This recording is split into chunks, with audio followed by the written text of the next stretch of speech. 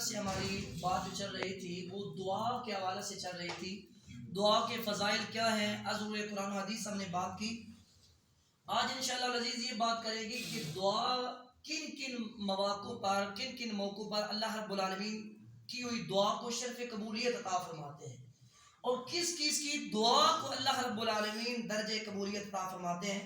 سب سے پہلی تو یہ بات ہونی چاہیے کہ جب انسان ہاتھ اٹھائے تو پختہ ایمان اور یقین ہو کہ میرا کریم پروردگار عالم مجھے دیکھ بھی رہے ہیں، مجھے سن بھی رہے ہیں. مجھے بولیے کیا کر رہے ہیں؟ دیکھ بھی رہے ہیں، مجھے سن بھی رہے ہیں. اور یہی کنسیپٹ دیا اس آیہ کریمہ نے بھی. یہ پارہ نمبر 2 سورہ بقرہ کی آیہ کریمہ نمبر 186. اللہ رب العالمین جل جلالہ ارشاد فرماتے ہیں وَإِذَا سَأَلَكَ عِبَادِي عنی فإنی قریب. اے حبیب گرامی صلی اللہ تعالی علیہ وآلہ وسلم، آپ فرما دیجئے جب آپ سے میرے بندے میرے بارے میں پوچھتے ہیں تو آپ فرما دیجئے کہ میں بالکل ان کے قریب ہوں. بولیے کیا ہوں؟ ان کے قریب. اور کل میں نے عرض کیا تھا کہ رب ذوالجلال کتنے قریب ہے. نحن اقرب الیہ من حبل الورید. ہم اس بندے کی شاہ رگ سے بھی زیادہ قریب ہیں.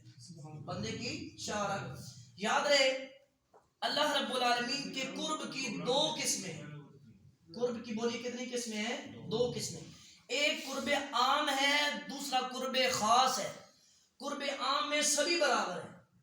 اللہ رب العالمین کی ذات ہر انسان کی قریب ہے، خواہ وہ مسلمان ہے تو اس کے بھی قریب ہے، کافر ہے اس کے بھی قریب ہے، یہودی عیسائی ہندو ہے اس کے بھی قریب ہے. ہر بندے کے اللہ رب العالمین، بلکہ ہر چیز کے اللہ رب العالمین کیا ہے؟ قریب ہے. یہ ہے قرب عام. لیکن ایک ہے قرب خاص جو اللہ رب العالمین اپنے مقربین، اپنے مخلصین، اپنے اولیاء کاملین، اپنے نبیین مرسلین کو عطا فرماتا ہے. وہ قرب خاص جو اللہ رب العالمین مومنین کو عطا فرماتا ہے وہ اپنے محبوب کے توسل سے، اپنے محبوب کے ذریعے سے، اپنے محبوب کے واسطے سے، اپنے محبوب کے وسیلے سے عطا فرماتا ہے. قرب خاص جو ہے اللہ رب العالمین بولیے کس کے وسیلے سے عطا فرماتا ہے؟ اپنے پیارے محبوب جناب محمد مصطفیٰ صلی اللہ تعالی علیہ وآلہ وسلم آپ کے سبب سے عطا فرماتا ہے. کیوں جی؟ اس لیے کہ کریم آقا حضور حضرت محمد مصطفیٰ صلی اللہ تعالی علیہ وسلم اللہ رب العالمین کی نعمت عظمی ہے، سب سے بڑی نعمت. ایسی نعمت کہ جس نعمت کے توسل سے اللہ رب العالمین نے ہمیں سب کچھ عطا فرمایا، یہاں تک عطا فرمایا کہ ایمان بھی انہی کے توسل سے ملا، قرآن بھی انہی کے توسل سے ملا، حتیٰ کہ رحمان بھی انہی کے مبارک وسیلہ سے ملا. اگر حضور نہ ملتے تو پھر ہم عیسائی ہوتے، ہم یہودی ہوتے، ہم سکھ ہوتے، ہم ہندو ہوتے. حضور ملے تو ایمان ملا، حضور ملے تو قرآن ملا، حضور ملے تو اللہ رب العالمین کی ذات ملی. تو اللہ رب العالمین فرماتے ہیں میرے محبوب جب آپ سے میرے بندے میرے بارے میں پوچھیں تو پھر کہہ دیجئے کہ میں ان کے بالکل قریب ہوں. یہ قرب جو ہے حضور کے توسل سے جو ملے گا یہ قرب خاص ہے. بولے کیا ہے؟ قرب خاص. جس طرح کہ وہ حضرت فرماتے ہیں بخدا خدا کا یہی ہے در، نہیں اور کوئی مفر مکر جو وہاں سے ہو یہیں آ کے ہو، جو یہاں نہیں تو وہاں نہیں. کہ خدا کی قسم سے در مصطفیٰ ہی در خدا ہے. جو در مصطفیٰ تک رسائی نہ کر سکا وہ خدا تک رسائی بولیے کر سکتا نہیں ہے. تو پہلی چیز جو ہے وہ یہ ہے کہ اللہ رب العالمین بندے کو قرب خاص تب عطا فرماتا ہے جب محبوب کریم جناب محمد مصطفیٰ صلی اللہ علیہ وسلم کا واسطہ، سبب، ذریعہ اور وسیلہ اختیار کیا جائے. دوسرا آپ دیکھ رہی ہے کہ اللہ رب العالمین اگلی بات جو کی ہے اجیب الدعوۃ الداعی اذا دعان. محبوب جب آپ سے میرے بندے میرے بارے میں پوچھتے ہیں میں ان کے بالکل قریب ہوں، اور جب وہ دعا کرتے ہیں میں ان کی دعا کو شرف قبولیت عطا فرما دیتا ہوں. دعا کو بولیے کیا عطا فرما دیتا ہوں؟ شرف قبولیت. اب کن کن مواقع پہ کی ہوئی دعا اللہ رب العالمین رد نہیں فرماتے؟ ان انس بن مالک رضی اللہ تعالی عنہ قال قال رسول اللہ صلی اللہ تعالی علیہ وآلہ وسلم الدعاء لا يرد بین الاذان والاقامت. ترمذی شریف کی حدیث پاک ہے. راوی حدیث حضرت انس بن مالک ہے رضی اللہ تعالی عنہ. آپ فرماتے ہیں کہ کریم آقا حضور حضرت محمد مصطفیٰ صلی اللہ تعالی علیہ وآلہ وسلم نے ارشاد فرمایا الدعاء لا يرد بین الاذان والاقامت. فرمایا دعا اذان اور اقامت کے درمیان مانگی ہوئی اللہ رب العالمین اس کو رد نہیں فرماتے. اذان ہوئی اس کے بعد کچھ وقفہ ہوتا ہے، اقامت کے درمیان. وہ جو درمیان میں بندہ جب دعا مانگتا ہے تو اس دعا کو اللہ رب العالمین شرف قبولیت عطا فرما دیتے ہیں. پوری اس دعا کو کیا عطا فرماتے ہیں؟ شرف قبولیت عطا فرماتے ہیں. اب اگر ذہن میں یہ سوال کبھی جائے، کبھی ذہن کے کروڑویں خانے میں بھی اگر یہ خیال جائے کہ یار میں تو بڑا سیاکار، میں تو بڑا گناہگار، جب میں ہاتھ اٹھاؤں گا اللہ رب العالمین پتنی کرم فرمائے گا یا نہیں. تو یہ حدیث پاک جو میں عرض کرنے لگا ہوں، یہ تھپکی ہے، یہ سہارا ہے، یہ تسلی ہے، یہ تشفی ہے اللہ رب العالمین کی طرف سے اپنے بندے کو. ان انس بن مالک قال سمعت رسول اللہ صلی اللہ تعالی علیہ وسلم یقول قال اللہ تعالی تبارک و تعالی. یہ حضرت انس بن مالک سے مروی حدیث پاک. آپ فرماتے ہیں میں نے اپنے کانوں سے کلیم آقا حضور حضرت محمد مصطفیٰ صلی اللہ تعالی وسلم سنا. قال اللہ تبارک و تعالی، اور یہ حدیث قدسی ہے، میں بارہا مرتبہ عرض کر چکا ہوں. حدیث قدسی وہ ہوتی ہے کلام خدا کا ہوتا ہے، اور زبان کملی والے آقا محمد مصطفیٰ کی ہوتی ہے صلی اللہ علیہ وسلم. اور یہ ترمذی شریف کی حدیث پاک ہے. امام ترمذی نقل کر کے فرماتے ہیں ھذا حدیث حسن. اور پہلے میں عرض کر چکا ہوں جب یہ لفظ آتے ہیں ھذا حدیث حسن، ھذا حدیث صحیح یا ھذا حدیث صحیح الاسناد، تو وہ اتھینٹک حدیث ہوتی ہے، وہ معتبر ہوتی ہے، وہ مستند ہوتی ہے. یہ حدیث قدسی کے لفظ ہے. اللہ خود فرما رہا ہے جل جلالہ یا ابن آدم انک ما دعوتنی ورجوتنی غفرت لک علی ما کان فیک ولا ابالی.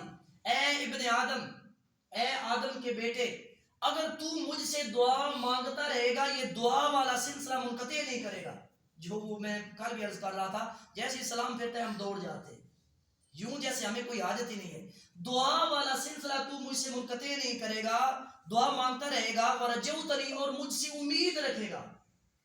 بتوں سے تجھ کو امیدی، خدا سے نا امیدی. ہم لوگوں سے تو امید رکھتے ہیں، میں اپنے بھائی کے پاس جا رہا ہوں، امی کے پاس جا رہا ہوں، ابو کے پاس جا رہا ہوں، اباب کے پاس جا رہا ہوں، جب مانگوں گا تو وہ دیں گے. بندوں سے جو امید ہے رب سے امید ہمیں نہیں. رب ذوالجلال فرماتے ہیں جب تو مجھ سے مانگتا رہے اور مجھ سے امید بھی رہے، امید بھی رکھے، غفرت لک علی ما کان فیک ولا ابالی، تو جو مرضی کرتا رہے میں تجھ کو معاف کرتا رہوں گا، مجھے کوئی پرواہ نہیں. آپ نے توجہ میری طرف رکھنی ہے. میں نے پہلے دن بھی عرض کیا تھا قرآن اور حدیث کو چھوڑ کر ہم توجہ ادھر ادھر نہیں کر سکتے. یہ میں پھر سے لفظ بول رہا ہوں. رب ذوالجلال فرماتے ہیں اے ابن آدم، تو اگر مجھ سے دعا کرتا رہے گا اور مجھ سے امید رکھے گا تو میں تجھے معاف کر دوں گا، مجھے اس میں کوئی پرواہ نہیں ہے. یا ابن آدم لو بلغت ذنوبک عنان السماء، اے ابن آدم اگر تیرے گناہ ہوتے ہوتے ہوتے آسمان کے بادلوں تک جا پہنچے. کتنے گناہ بولی ہو گئے جی؟ آسمان کے بادلوں تک. ثم استغفرتنی غفرت لک ولا ابالی، پھر اس حال میں تو نے مجھ سے استغفار کیا تو میں تجھے معاف کر دوں گا، مجھے میری کوئی پرواہ نہیں، مجھے کوئی پرواہ نہیں. یعنی مجھے کوئی پرواہ نہیں، اس کا مطلب کیا ہے؟ مجھ سے کوئی نہیں کہے گا کہ اتنا بڑا زانی تھا، اتنا بڑا شرابی تھا، اتنا بڑا جواری تھا، اتنے زیادہ اس نے گناہ کیے تھے، اس کے باوجود تو نے کیوں معاف کیا؟ تو مجھے کوئی پوچھنے والا نہیں ہے، مجھ سے کوئی حساب لینے والا نہیں ہے.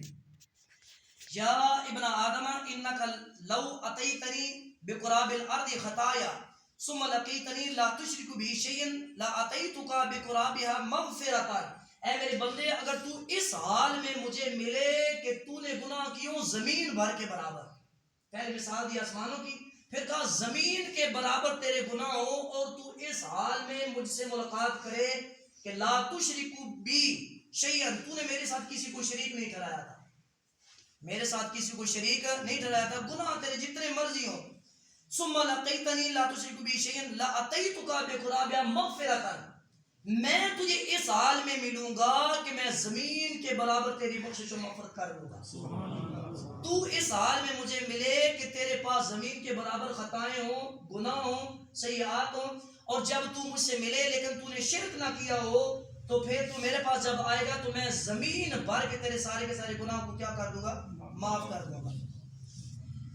اچھا، ان ام الدرداء قالت ان النبی صلی اللہ تعالی وسلم کانا یقول دعوت المرء المسلم لاخیہ بظاہر الغیب مستجابۃ عند رأسہ ملک مؤکل کلما دعا لاخیہ بخیر قال الملک المؤکل به آمین ولک بمثلہ.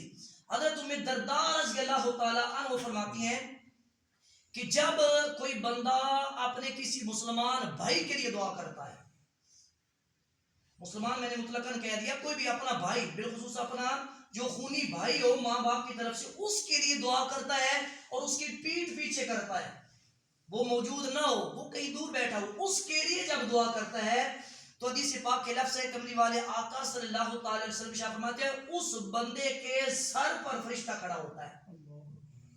بولیے کیا کھڑا ہوتا ہے؟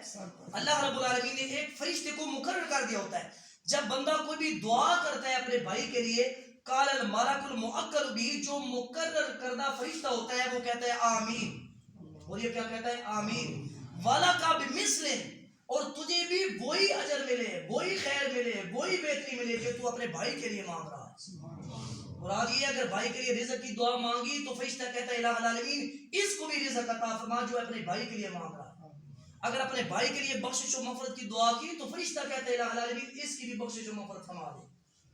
جو اپنے بھائی کے لیے مانگے گا وہ شرف قبولیت تو اس کو ملے گی، لیکن اللہ رب العالمین کا فرشتہ بندے کے حق میں وہی ساری دعا کرے گا، اللہ رب العالمین اس کو بدرجہ اتم وہ دعا قبول کر کے اجر عطا فرما دیں گے۔ اور میں نے جب بھی یہ حدیث پاک پڑھی تو ویسے بھی دعا کرتے رہتے ہیں، میں نے فوراً، چونکہ حدیث پاک کے لفظ ہے، ان کا اثر بھی ہے، فوراً میں ہاتھ اٹھاتا ہوں اور بحمدہ تعالیٰ، اللہ تعالیٰ کا فضل ہے، ہم 5 بھائی ہیں، سبھی کے لیے میں اسی وقت جب یہ پڑھتا ہوں حدیث پاک تو فوراً دعا کرتا ہوں، کیونکہ میں نے پہلے بھی عرض کیا تھا تاخیر ہماری طرف سے ہے، اللہ کے کرم میں کوئی دیر نہیں ہے۔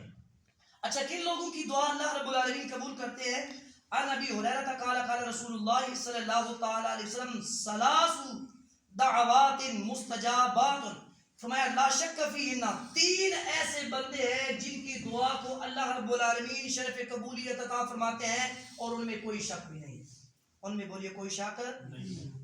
پہلی دعا جی دعوت المظلومی، فرمایا مظلوم کی دعا، جس پر ظلم کیا جاتا ہے، جب وہ ہاتھ اٹھاتا ہے اس کی دعا کے درمیان اور اللہ رب العالمین کی ذات کے درمیان کوئی حجاب، کوئی پردہ، کوئی دیوار، کوئی رکاوٹ نہیں ہے، جیسے وہ مظلوم دعا کرتا ہے تو اس کی دعا کو اللہ رب العالمین شرف قبولیت عطا فرماتے ہیں۔ ودعوت المسافر، اور مسافر کی دعا کو اللہ رب العالمین قبول فرماتے ہیں۔ ودعوت الوالدی علی ولدہ، اور والد کی دعا، باپ کی دعا اللہ رب العالمین بیٹے کے حق میں کی ہوئی اللہ رب العالمین قبول فرماتے ہیں۔ آخری حدیث پاک میں اسی پہ اختتام کر رہا ہوں جو ہمارے معاملات کے ساتھ بہت زیادہ ریلیٹڈ بھی حدیث پاک ہے۔ ان ابی امامہ رضی اللہ تعالیٰ عنہ قال قیل یا رسول اللہ صلی اللہ تعالیٰ علیہ وآلہ وسلم ای الدعاء اسمع، حضرت ابو امامہ رضی اللہ تعالیٰ عنہ حدیث پاک کے راوی ہیں، ترمذی شریف کی حدیث پاک ہے، اور امام ترمذی نے ترمذی میں نقل کر کے فرمایا ھذا حدیث حسن۔ آپ فرماتے ہیں کہ کریم آقا صلی اللہ علیہ وسلم کی خدمت میں عرض کی گئی یا رسول اللہ کون سی دعا کس وقت مانگی گئی دعا اللہ رب العالمین ڈھیر سنتا ہے، زیادہ قبولیت اس دعا کو ہوتی ہے؟ میرے کملی والے آقا صلی اللہ علیہ وسلم نے جواب دیا جوف اللیل الاخر، رات کا جب آخری پہر شروع ہوتا ہے، یعنی عموماً جب ہم تہجد ادا کرتے ہیں، تہجد کے وقت کی گئی دعا اللہ رب العالمین اس کو شرف قبولیت عطا فرما دیتے ہیں۔ دوسری جی فرمایا ودبر الصلاۃ المکتوبات، فرمایا فرض نماز کے بعد مانگی گئی دعا، بولی کون سی دعا جی؟ فرض نماز کے بعد دعا مانگی گئی، اللہ رب العالمین اس کو بھی کیا کرتے ہیں؟ قبولیت عطا فرماتے ہیں۔ تو فرض نماز کے بعد مانگی گئی دعا جو بطور اجر، بطور صلہ، بطور مزدوری ہمیں اللہ رب العالمین نے اجر عطا فرمانا ہے اور کرم فرمانا ہے، وہ مانگے بغیر ہم دوڑ جاتے ہیں، بولی ہم کیا کرتے ہیں جی؟